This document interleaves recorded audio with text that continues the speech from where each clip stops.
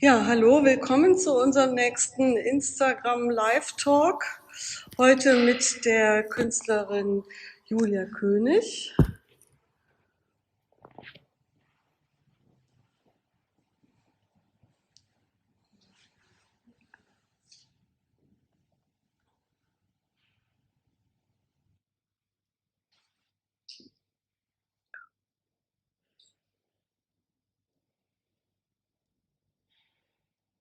Wir warten jetzt gerade auf die Julia. Da ist sie. Hallo, grüß dich. Hallo.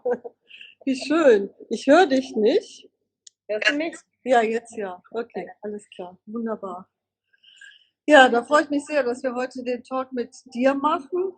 Das hat ja vor allen Dingen damit zu tun, dass wir die gemeinsame Ausstellung gemacht haben, On Equal Terms Number 2, und du eine sehr schöne Installation und Performance gemacht hast dort. Und ich glaube, bevor wir jetzt in das Gespräch reingehen, werden wir erstmal zeigen, wie das damals ausgesehen hat. Und ich gehe mal zur Katja rüber. Und sie wird jetzt eine kleine Einführung geben. Erst eine Runde? Ja, erst eine kleine Einführung, genau. Also toll, dass wir, we switched to English because today is our English day, right? Yeah. So, hello Julia. Hi, Katja. Julia König was born in Berlin, but now she lives and works in Cologne. Maybe she can explain us why she moved to Cologne and how it is to live in Cologne. So I'm very much looking forward to the talk today. She works mainly with performative installations and also video essays and sculptures. And one of her performative installations with the title Water Palmer Shot a Lion, the sequel, was presented in our last exhibition in 2021. We don't have it here anymore, but we can show images and also little videos, so we can talk about that and have a nice look in the two performances that we held during the show. We did one for the opening and one for the vernissage. And these performative installations are made of functional objects and up to 50 performances at times who act according to a certain set of rules, but also which needs freedom to interpret or to vary the rules. So this is really interesting. And Julia König studied in Berlin at the UDK, University of the Arts in Berlin, art and media, and also postgraduate studies in Cologne at the KHM, University for Arts and Media. And she received several grants that brought her to the Goethe Institute in Cairo, Egypt, which is quite interesting. And among her national exhibition participations, group exhibition participations, performances, screenings, and festival participations are, for example, NRW Forum, Düsseldorf, Photo Düsseldorf. Also, where I have to look at my sheet because there are so many. For example, Museum of Contemporary Art in Antwerp, European Media Arts Festival Osnabrück, Institute of Contemporary Art Singapore, Kästner Gesellschaft Hanover, or Institute for Time-Based Media in Basel. And she also founded an artist and exhibition collective, Team Titanic. Maybe she can also talk about that.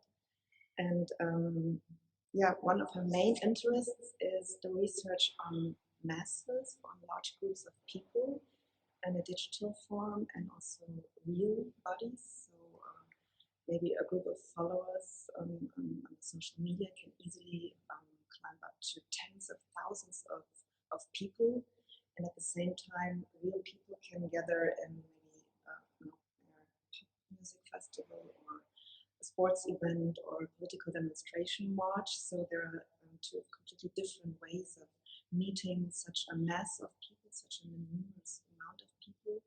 And she's also interested how this works together with the technical and economic conditions. And this is very, very interesting because it will lead us to some highly topical issues that concern our actual situation in the corona crisis.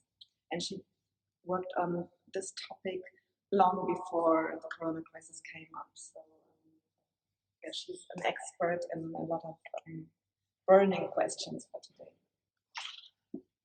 Julia, so we show some images, but before, so what do you think about this current situation?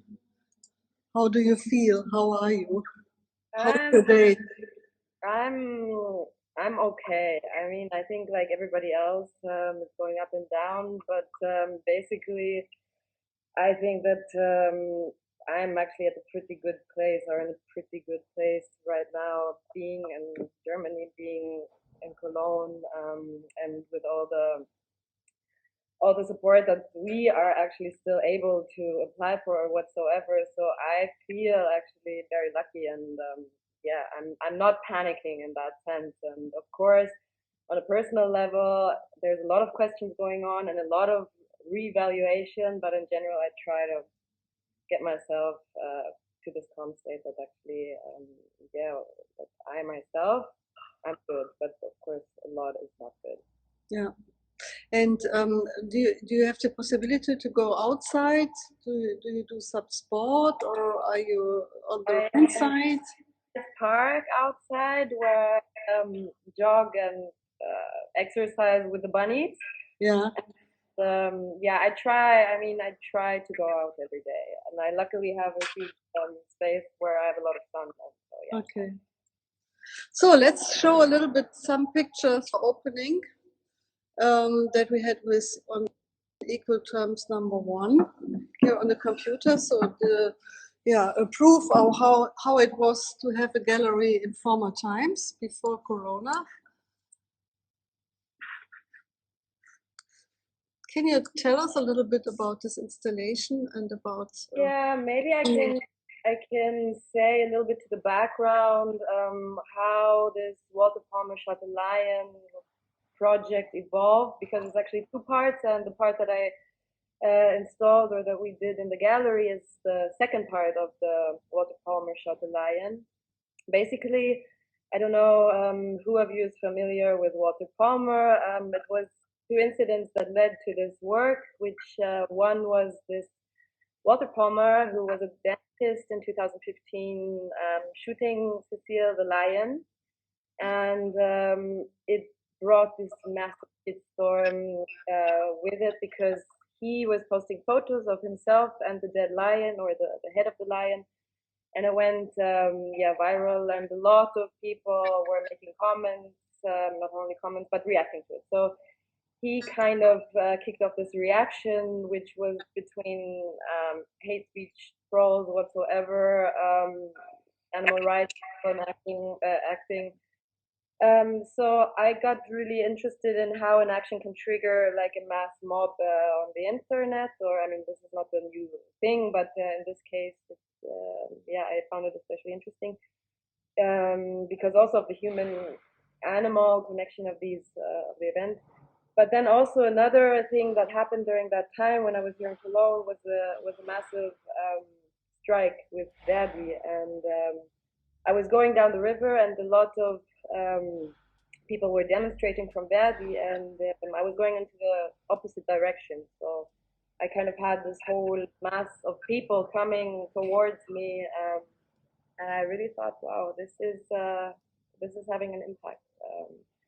So yeah, basically it led me to this work, or to these to the content of masses. How do we perceive a mass? What is a mass? How is a mass threatening? How is a mass also comforting? So the first part of the Walter Palmer work was a mass choreography with 50 performers who were performing in a score-based performance. And I will not talk too much about it because I think it's very difficult to explain a work that you haven't seen. All I can say, it was a lot of thinking about how can a movement be subtle, how can a movement still be perceivable by an outside. We had sound things going on, we had movement going on, we had chorus going on, and we had objects to identify, which we can speak later a little bit about. And from this performance, which was really at the peak of the number of performers I've worked with, 50, I then went into a smaller group, on one hand because also performing with 50 people is extremely complicated. Rehearsing with 50 people is very complicated, and yeah, so that was the point where I said, okay, now having looked at the mass, I want to focus on who is actually in the mass, so the individual. And then this led to the Walter Palmer Lion, the sequel. Yeah, these are some objects. This one I made with a collaborator, Thomas Lambert.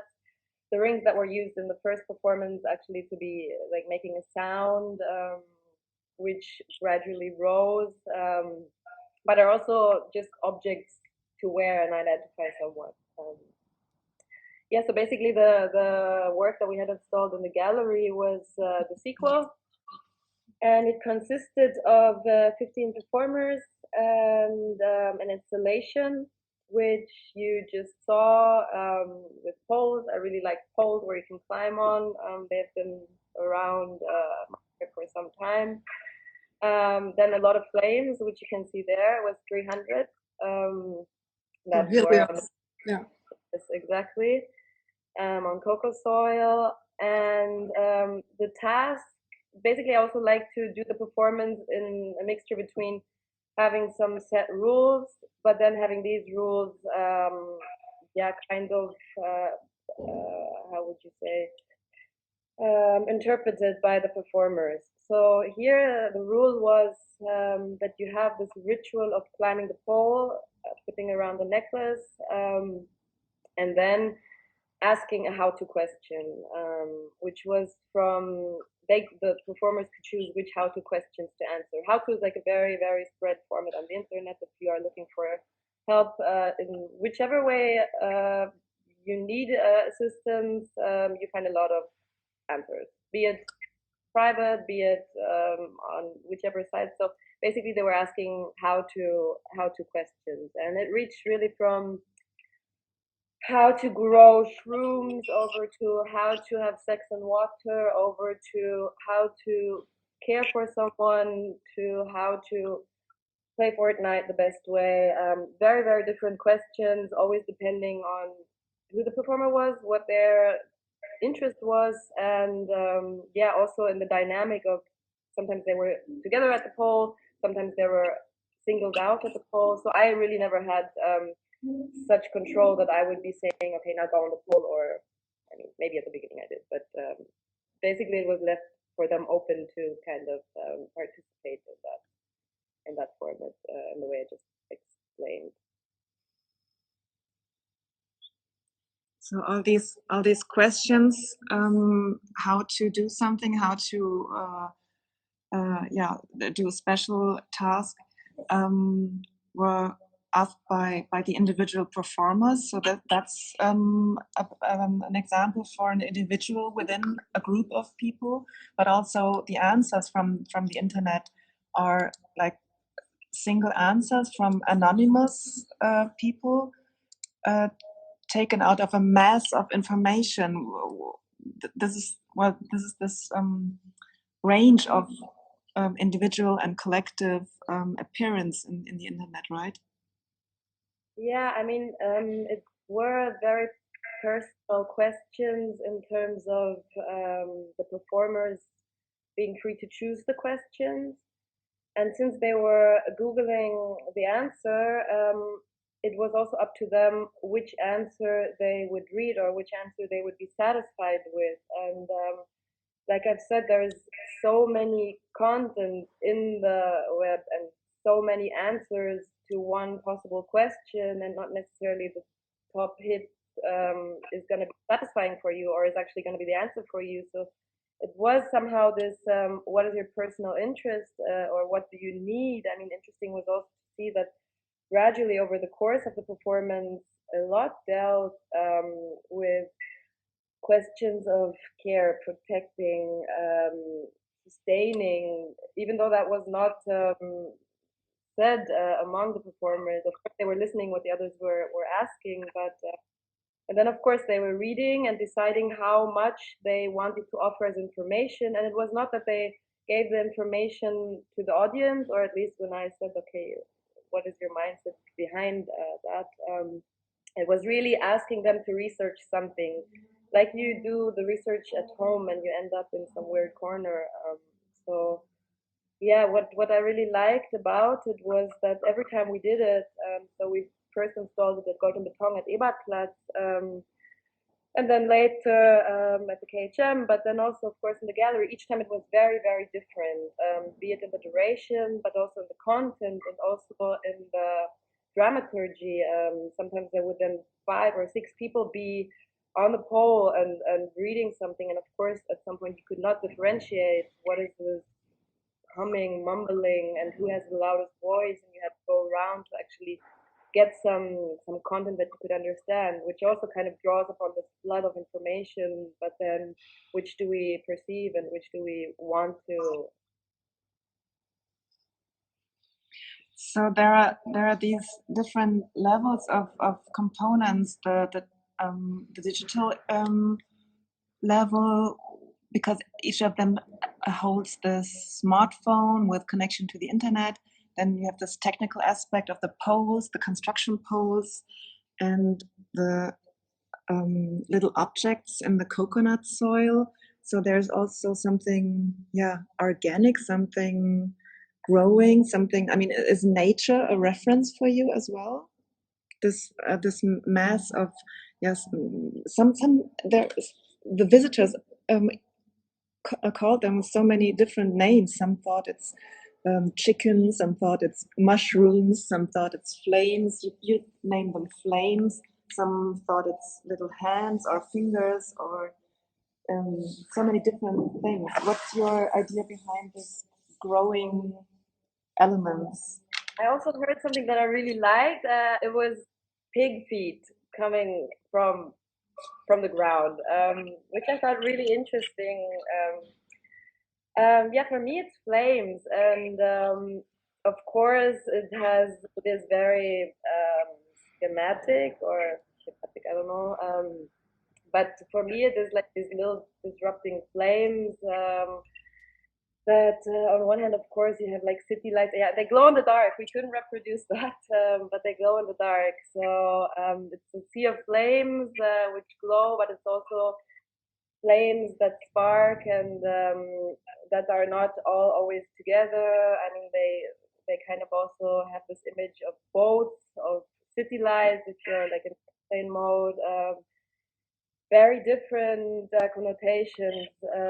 But for me, of course, on one hand, this burning flame is something of the intensity or how this sparking off of something erupts to a flame. But then, of course, they're super cute, and it's also how much are you actually impacting something with this commenting or hate speech or I don't know. So it's very can the mass is maybe disturbing. The single one is somehow a cute little thing, which actually got stolen quite often, which I also like. So people kind of maybe believe in this object to create some sort of I don't know. I would call them like lucky charms or whatever. So Handmade by yourself and all similar but all different, all unique. So it's really, like living creatures. yeah, I mean, I remember I did them actually when I was at the point not pretty good. So I was like, okay, I'm gonna craft something. And since crafting is nice, I was like, okay, I should not just do one, I should not just do two, I should do 300. Somehow this number was 300 I like three, and then I like a lot. So then it was like, okay, I'm gonna do 300.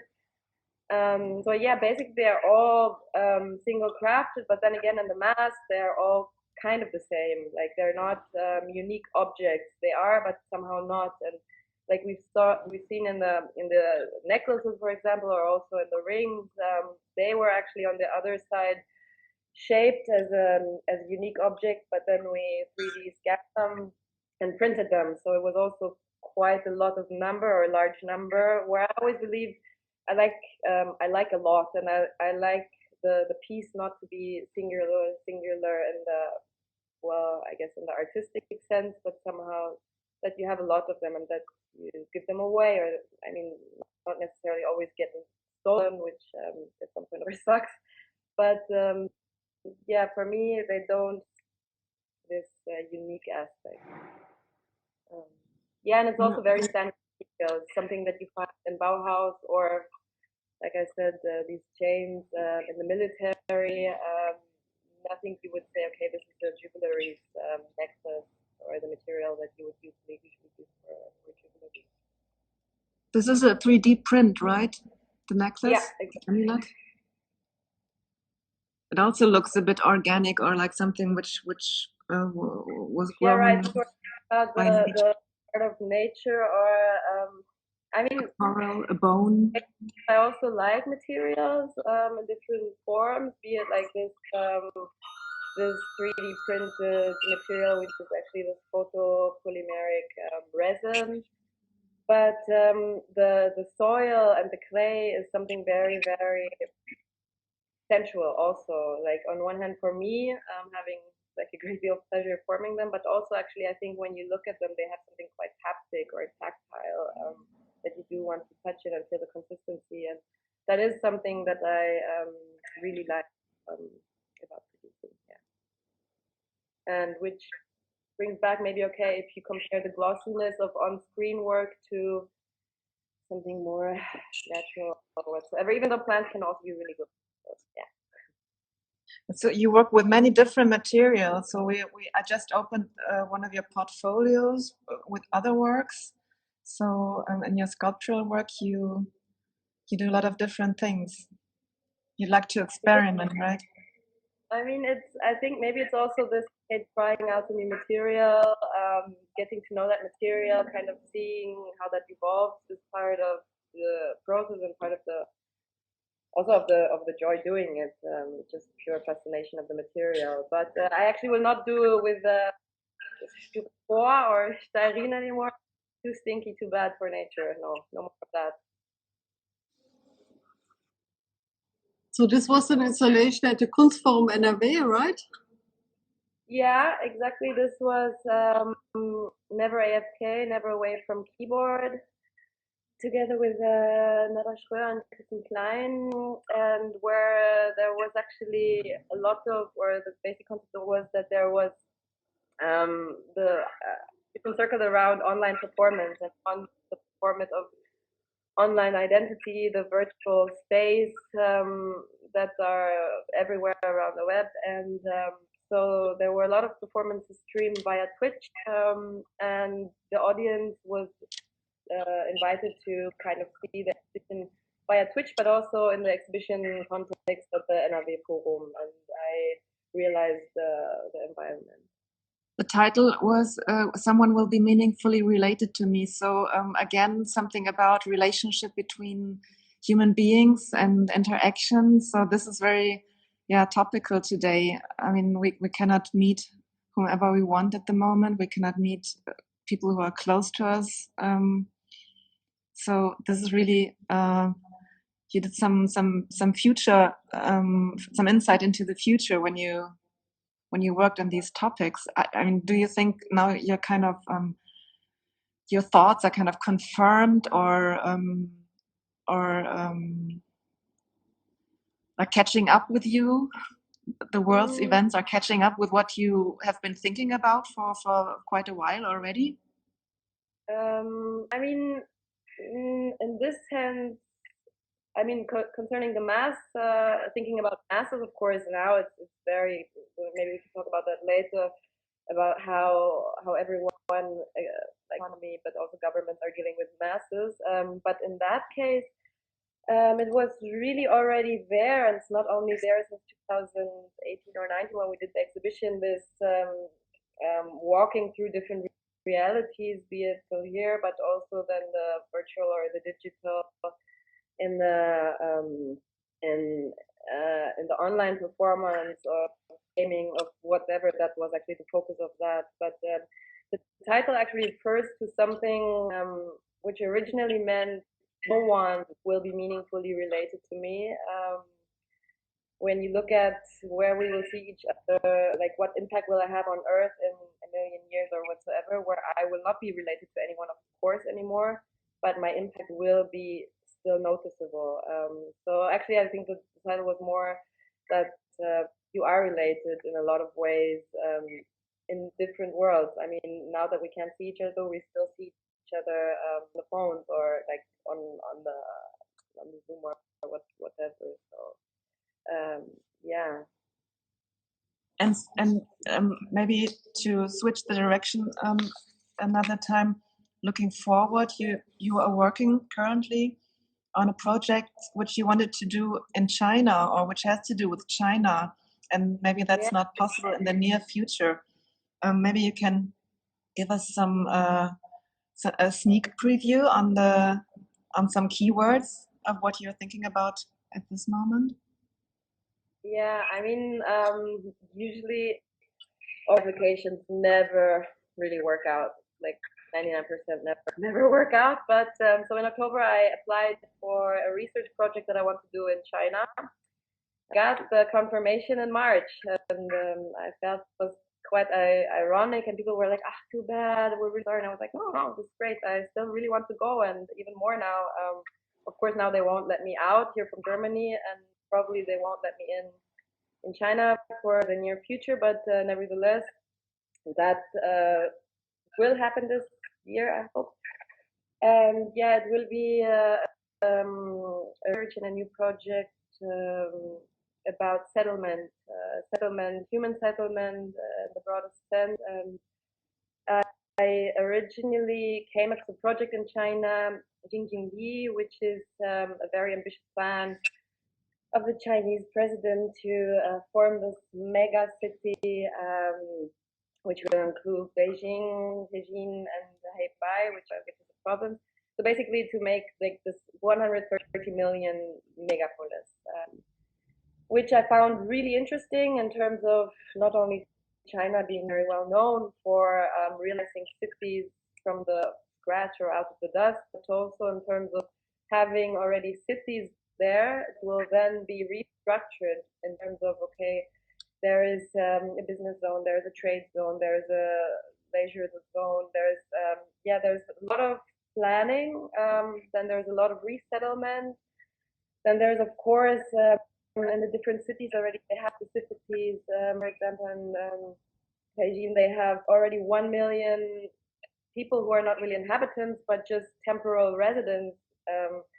Like how are they dealt with? So basically, it is on one hand looking at China to kind of see what's being planned there as a mode of human settlement mega planning. And all this, the structure will be determined by the government, or there are some people who are going to plan the structure for such a huge amount of people living close together.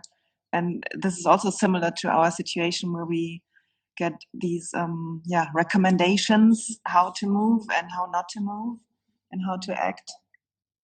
I mean, basically recommendations is still kind of really nice, no? It's more like an order here, but also in China, and this recommendation to move out or to be placed somewhere else pretty quick turns into this forced resettlement or order in a way. But nevertheless, if you have already a huge number of people, how do you deal with them, and how can you manage them? And I think it's really, from my point of view, it's more about looking at a structural and also everyday life aspect. I mean, it's. I don't think maybe we can start now the comparison between China and Germany in terms of how they handle masses, but I think it's really, really interesting to look at China in general, how they are dealing with masses. Yeah, I mean, 130 millions is a number which is completely abstract. So we can, it's hard to imagine such a number of people. Even a much smaller number is already hard to imagine. So you also thought about, or which is part of the Water Palmer Shot a Lion installation, that you thought about this this number. Yeah, I mean, pure number which we cannot really imagine or understand. Yeah, I mean 130 now is also, I think, more or less today, or we're even above the amount of people infected. And I mean, of course I'm monitor the John Hopkins curve all the time, and still it stays like, okay, very abstract. And I'm thinking a lot about these days, what is behind these numbers and what does it mean, these amount of numbers of people. And I recently read this very nice, or yeah, I like it, from Caroline Imke, this journal where she says it's just crazy to see these amounts of numbers being then deduced to real bodies. And she was giving this example of 200,000 German tourists being stuck somewhere that were chartered back into Germany, and then these 200 kids from Moria that are impossible to charter in. And of course, these are still numbers, and it's really hard, I think, to kind of just do the statistics, not just do the math, but yeah, I'm also also all the time the numbers of influenza deaths were compared in the beginning to the corona deaths, and it's always like about proportions if it's just about statistics. But now we're really confronted with the reality of these numbers. There's another work of yours which is called A New Line of Defense, and this has to do, it's also visionary, I think. This is a kind of mosquito form, but spread over a wall and ground, and the mosquito also as a bringer of diseases. Or what was your idea behind? Like fighting nature, fighting back, something like this? No, it's actually a little gene mozzie, or a genetically modified mosquito. It was also kind of like a memorial made. I mean, the work, it was originally produced in Singapore, and Singapore also, like Brazil, they had a huge problem with the dengue fever being spread by the mosquito, by the female mosquito only, because they are biting you. And so what they did was that they genetically a male mosquito that would once copulating, I don't know how they copulate, but that would make the female mosquito infertile, so that she could not lay any more eggs. So in this case, kind of make it impossible to spread anymore. But then actually going back and thinking that the dengue fever or the mosquito itself was man-made, human-made problem, be it to the housing conditions. So basically humanity just created this problem of dengue fever, and then they had to do the next step, saying, okay, now we're genetically modifying what is little insects in order to get hold of the problem. For me, it was, of course, a bit ironic, maybe, or like this little mosquito that will no longer be, even though it is dangerous. And it involved pigments, which I found really interesting in Singapore to see, because it's just a massive conglomerate of different cultures. I mean, anyone who has been to Singapore, that there is like a miniature mosque next to miniature church next to synagogue, and it's really, of course, a lot of order and in the nicest sense, it's kind of keeping it calm, but of course there's a lot of restriction, and it's very weird. It's also in the style of what I found there, that I said, okay, the pigments, for example, came from a temple, and these phone holders were everywhere back in the time when people were just putting their phone kind of to something on their bed or whatever, not to hold it anymore. So yeah. So this is a memorial. So this is more kind of a sculptural installation, but your performances with a lot of performers is would be hard to realize at this moment. And what's your perspective on your future work? As you work a lot with other people, or something like this artist collective that you founded in 2012. Yeah, it's true that right now more or less impossible to do the work that I do. Which at the moment doesn't, I mean, there's so much other stuff going on, just planning the project in China, that I'm not really thinking about how to transform my work into a Zoom format. For example, making a performance with all the performers in Zoom. I don't know. No, this hasn't come to my head at all yet. I mean, what I think is a big thing that in my work always reappears is that you find traces of something, so that the performance or installation also works as a kind of leftover or a ruin where something has happened, and maybe where the performance has happened already, but then it's left empty, which I think is also in the apocalyptic sense. Okay, what happened? There must have been someone or something, but now it's empty. So I think that is something that I find more and more actually interesting. That has been something that I always had in my work. These kind of lost ruins of what will someone find if they dug out the remains of the earth, and in a million years, I don't know. But no, right now, I mean, it's very hard to say when and how performers I have worked with will be included.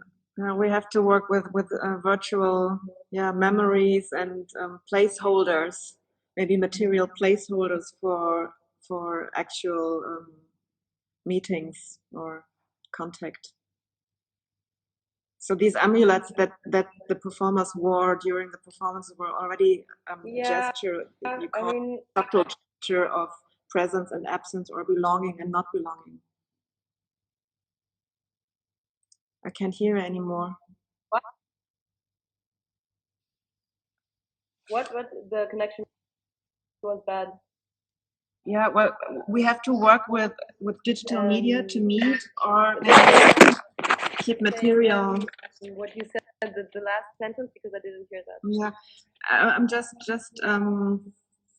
talking about this idea of not being able to get in direct contact, but we have to work with our memories, or maybe with a placeholder for direct contact and for meeting people. So after the first performance, we had the installation in our show, and we saw the amulets hanging on the construction poles, the amulets that were worn by the performers. So looking at this necklace, you can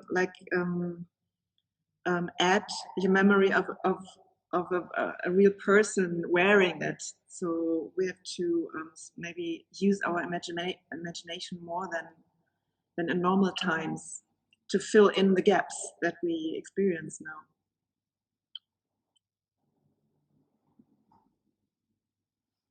Now we can't hear you anymore.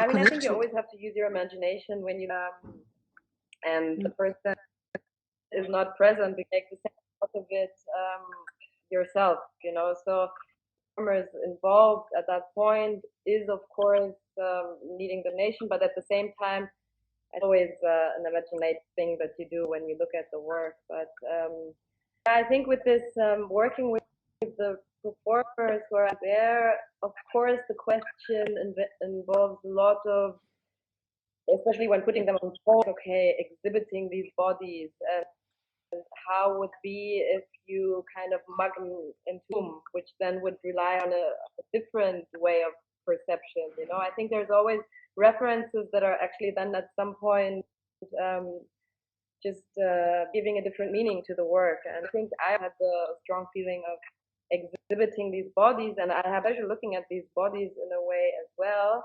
But then if I think about that, having them literally as spaces, I wouldn't mind, or even in a space, but then other connotations would come, and in terms of the imagination, I guess. Yeah, maybe if someone feels the need of some energy, some extra energy from art, it's nice to say that you can also order the flames in our online shop. So we did a small edition of 100 pieces of these ceramic painted flames that glow in the dark, and it's just 99 euros for one of She the can't flames. hear anything. Yeah, but our viewers can. And the other item that we can offer in our shop is this necklace with this 3D printed amulet, also in an edition of 100. And it's in the performance, it was this gesture or this symbol of being part of the group of performers during the action. So it's maybe also a symbol of solidarity or belonging to a self-chosen group, a group of art lovers, maybe. So, Julia, can you hear us? Not at all? Nothing? No. It's a very bad connection now. So I hope that the people that are listening to us are hearing us. So, Julia, then if you hear me, I say goodbye. It was great. Bye-bye.